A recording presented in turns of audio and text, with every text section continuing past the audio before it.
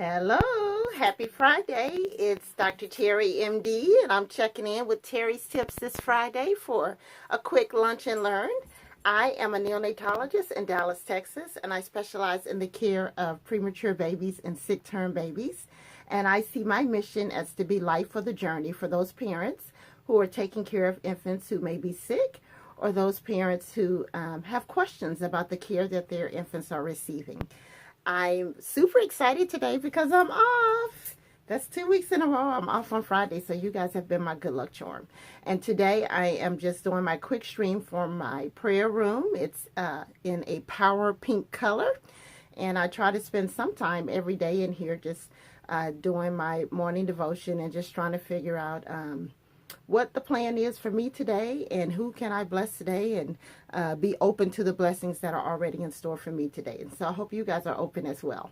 If you've been following my page on Dr. Terri MD or following me on Twitter or LinkedIn, you know that July is Group B Strep Awareness Month. And I just wanted to say a few things about Group B Strep Awareness. Most of us, when we think about strep, we think about strep throat, right? And so strep throat is caused by a different strain of strep, group A strep actually. And what I'm speaking of is group B strep, which is a different strain that is responsible for the most common infection in newborns. So 1 in 4 newborns are born infected with group B strep infection. And it can have significant consequences, including sepsis, which is an infection in the bloodstream, meningitis, which is infection of the fluid around the spinal cord and the brain, which can lead to permanent developmental challenges, as well as hearing problems, as well as death in some cases. And so any pediatrician, I think that's the first thing that we learned once we started an internship, was Group B strep, E. coli, Listeria. Those are the most common infections that newborns get. And we all have a healthy respect for Group B strep. So what do you need to know about Group B strep? The first thing you need to know is that everyone who has been exposed to Group B strep does not necessarily have an infection. You can have Group B strep living in your body, and in the case of women having children, it can live in the birth canal or the vagina, and you can be what we call colonized. And so you don't necessarily have an active infection. But if you have a baby and the baby comes to the birth canal and is exposed to those secretions, either through direct contact, through the blood products, through the eye, or through open sources on the skin, the baby can be born with a Group B strep infection. So for me, as a pediatrician and a neonatologist, whenever I'm called to a delivery to support and welcome a newborn into this world, that's really the second thing I ask the OB once I find out if it's a premature baby and a term baby, and find out the status of the labor and why I'm there. I ask, are they Group B strep positive? And then I ask, how long has the mom's water been broken? Because the longer your water is broken, the longer the birth canal is open, and there's a risk for infection to reach the baby. And in general, we would get concerned if the water's broken more than 15 to 18 hours. And so most moms who are Group B strep positive, if they do have a prolonged period where the water has been broken, the OBs will often give them medicines prior to delivery.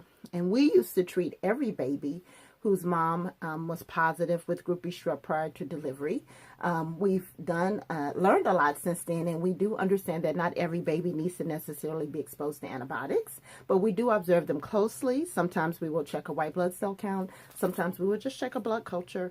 But it's very helpful just to know that information in advance in the event that the baby starts to show signs and symptoms of infection. And that can be hard in a baby, because a lot of things that look like infection in a baby can also just be a baby being a baby. So a baby being fussy, a baby that has poor feeding, a baby that is more sleepy, a baby that has excessive jaundice, a baby that has seizures. These are things that we look for if we're concerned about an infection at birth. And as I mentioned, Group B strep is the most common infection that we see in newborns. Mothers are usually screened for that during the last trimester of their pregnancy, and pediatricians and neonatologists look for that information when we're taking care of babies. They can also be infected with this later in the first couple of months of life, and so it's something that's really important to be aware of. And if you are pregnant and you don't know your Group B strep Strep status, you can ask your OB. But they don't check until the last trimester of pregnancy, usually the last couple of weeks prior to delivery, because you can be negative and later be positive. Okay?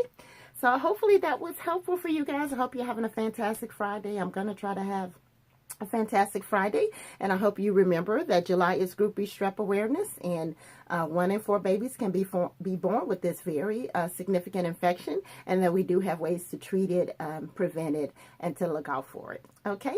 I'm Dr. Terri, MD. As you guys know, I'm Dr. Terri, MD on Facebook, on Twitter, LinkedIn, and newly Instagram. All right, you guys have a great day. Try to be light for the journey.